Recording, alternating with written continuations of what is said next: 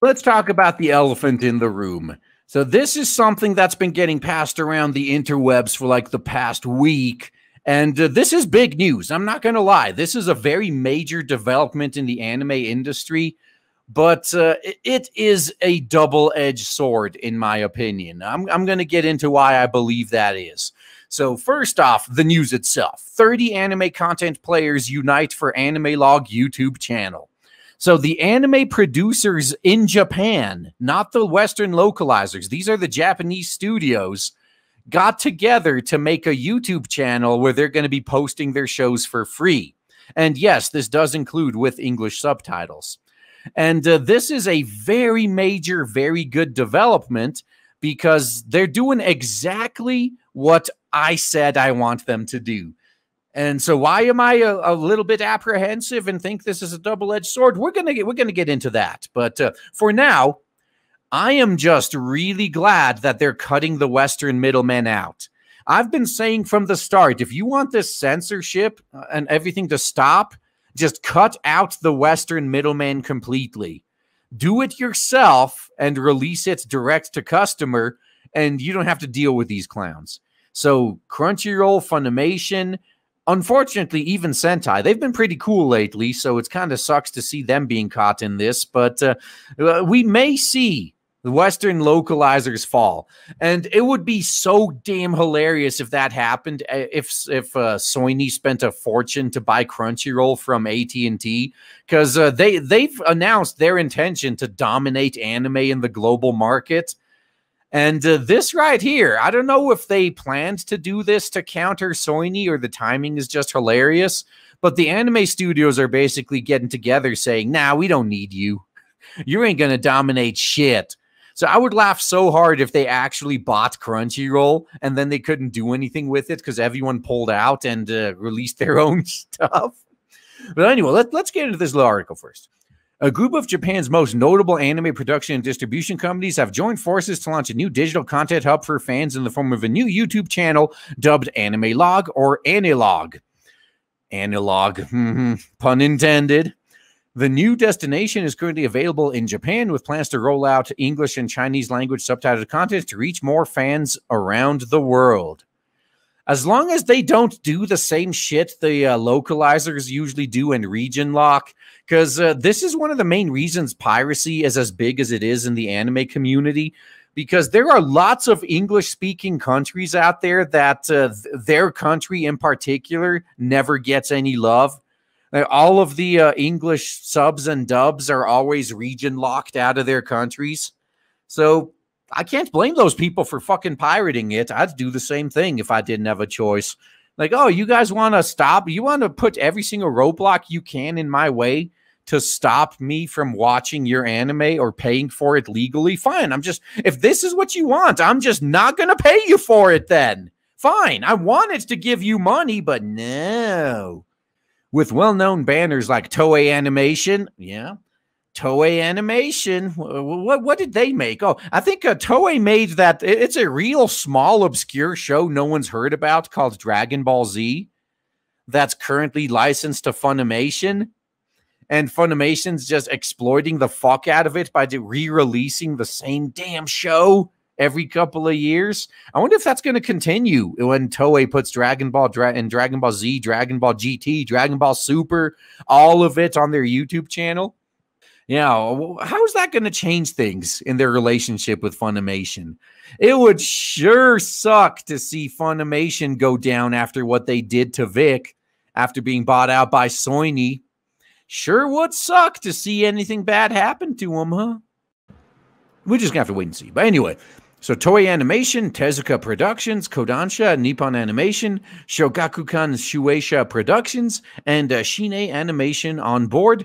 AnimeLog/AnimeLog aims to make 3,000 titles from 30 companies available to online viewers by current year +2. Launch titles include Blackjack, based on the manga by Osamu Tezuka, the Hayao Miyazaki directed 1970 series Future Boy Conan from Nippon, Astro Boy, Lucy of the Southern Rainbow, and Aesop's Fables. Now, right now, it's just back catalog stuff, but the real test will be if this back catalog stuff proves to be super popular and lucrative for them, how awesome would it be if they aired current seasons of shows here so we don't have to go through the localizers? That's the hope everyone has anyway, that Japan will just do this on their own damn selves. While many of these companies have set up their own YouTube channels, the partner studios believe that combining their catalogs and joining forces will accelerate audience and ad revenue growth. Probably true.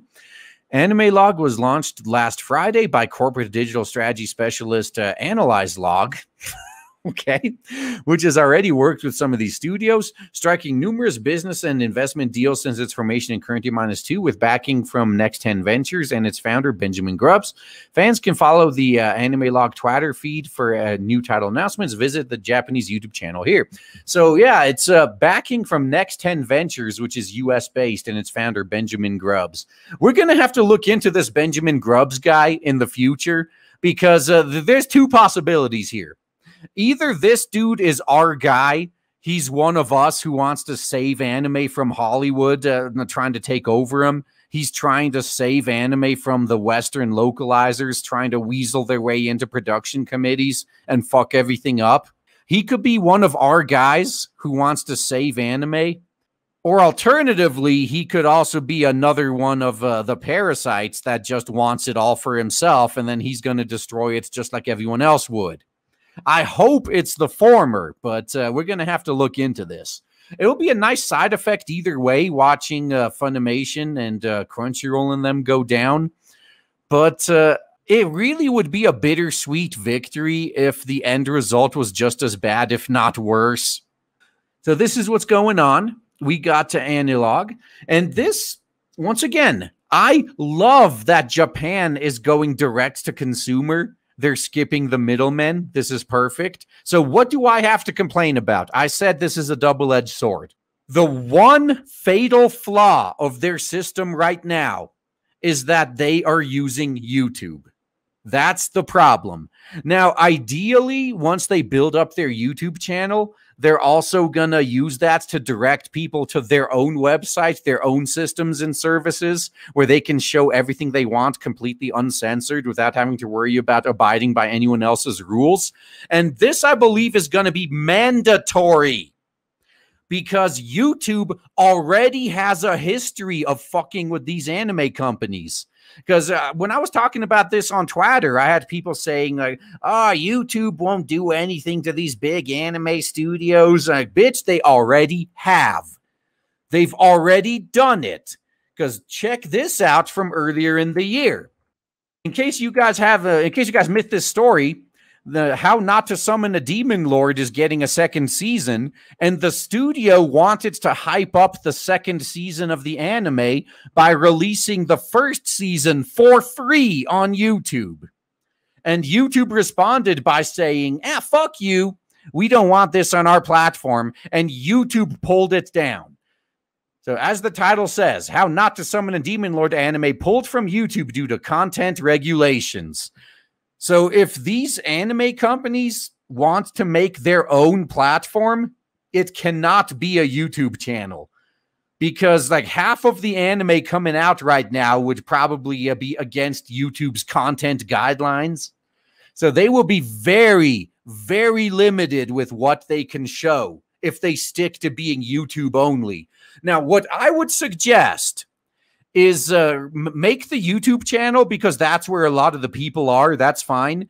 Show what you can on YouTube, and then maybe show heavily censored versions of these other shows on YouTube, but always advertise your own platform.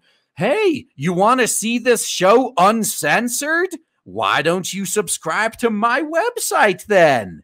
That's the kind of stuff they need to be doing. As soon as their YouTube channel gains traction, they need to start using it to direct people to their own websites and platforms where they have complete control, where they don't have to worry about some third party censoring their content. Use YouTube to get traffic and ad revenue. That's all they're good for. And yes, as I'm going into this, this is from Anime News Network, and I know they don't have the best reputation. They are a pretty garbage tier site. But we're not talking about politics right now or political issues. This is an actual news event, which is verifiably true or false. So when it's something like this, we can generally trust them. Just be wary of how they try to spin things. So either way, let's get into it. The official website and Twitter account for How Not to Summon a Demon Lord anime announced on Saturday that it has canceled its free release of the series on YouTube. See, all they wanted to do was give the whole first season for free so fans can be hyped up for the second season, and YouTube fucked it up. Due to content regulations on the platform, the anime was originally scheduled to be streamed on YouTube's full anime TV channel from April 30th to May 6th for free. Back in July of Current Year -2, when the first season of the television anime debuted, the official promotional video for the series was flagged with a content warning on YouTube. The anime's PR at the time took this development with a sense of humor, sharing a screenshot of the content warning and also pointing out the lack of a warning on the longer promotional video. Oh man, just pointing out YouTube's really weird double standards and hypocrisy and the things its bot chooses to do. Fickle YouTube regulations aside, all is not lost for fans of this sexy fantasy anime. While the anime's PR apologized for having to remove the series from YouTube, and this is one of those things where I do not blame the company. No, kind of like how, as anti-censorship as I am, the one time I will give companies a pass is if it was required by the government. Like if the fucking feds knocked on the door and said, either you censor this or we're going to arrest you, I can understand where they're coming from. Now, I still say if that happens, you better make damn sure you make a decensor patch available and through unofficial channels, but that's another rant for another story. The notice also added that the production is currently proceeding digitally and on the recently announced second season of the anime, which is scheduled for Current Year +1. So next year, be hyped for the second season. So the anime is based on Yukiya Murasaki's How Not to Summon a Demon Lord light novel series. Yeah, so Kodansha first published the first novel with illustrations by Takahiro Tsurusaki, and on December of Current Year -6. J Novel Club is releasing the novel in English, and it describes the story. In an MMORPG cross reverie, Takuma Sakamoto is so powerful that he is lauded as the Demon Lord by other players. And then one day, he gets isekai'd as his own character. There he meets two girls who both proclaim themselves to be his summoner. They perform the enslavement ritual to turn him into their summon. But that's when his passive ability, Magic Reflection, activated. Yeah, that was, and I think that wasn't his ability, was it? Wasn't that the ring? Or shit, I can't remember. It's been so long since I watched that. Instead, it was the girls who had become enslaved. Though Takuma may not have been the strongest sorcerer there was, he has no idea how to talk with other people. Though Takuma may have been the strongest sorcerer there was, he had no idea how to talk with other people. That's when he makes his choice to act based on his persona from the game. Amazing, but of course, I am Diablo, the being known and feared as the Demon Lord. They actually played up the story pretty well, because there are other people in this world who are a challenge for him, but more importantly, they handled his being overpowered in the same way as I handle it in D&D games. Like, well, yeah, you can be the most powerful being in this world, but you still can't be in two places at once. So, oh, hey, look, this character you like is in danger over here, and then another one's in danger over there. Which one are you going to save? You put these OP characters in situations like that. So begins a tale of adventure with an earth-shakingly powerful demon lord, or at least someone who acts like one, taking on another world. Yeah, as far as isekai anime go, this one was actually pretty decent. And like I just said, they had ways of keeping their OP main character struggling. It's not like another Demon Lord anime that's currently airing this season where the main character never encounters anything challenging, at least not so far. It's entertaining in other ways, but definitely not suspense and challenge, that's for sure. I wanted to go through this article partially because I wanted to remind you guys that this anime exists and it's coming back next year and it's actually pretty good, but mostly to point out the fatal flaw in the system for AnimeLog. It's based on YouTube, and YouTube already has a history of screwing with these studios and kicking anime off of their platform. So if they post anything on the AnimeLog channel that's even remotely controversial, well, guess what? We're going to be seeing repeats of this. And hopefully the Japanese know this, so they're already working on their own website and they're only going to be using YouTube to drive traffic to their own website and also make ad revenue from the people who watch it there, which is fine. Because otherwise, this could ultimately be the downfall of anime. Everyone is saying how this is going to be what saves anime from the West. These Japanese companies are going to do everything on their own. That's the outcome I'm hoping for. But YouTube, the fact that it's on YouTube could be what ultimately destroys anime.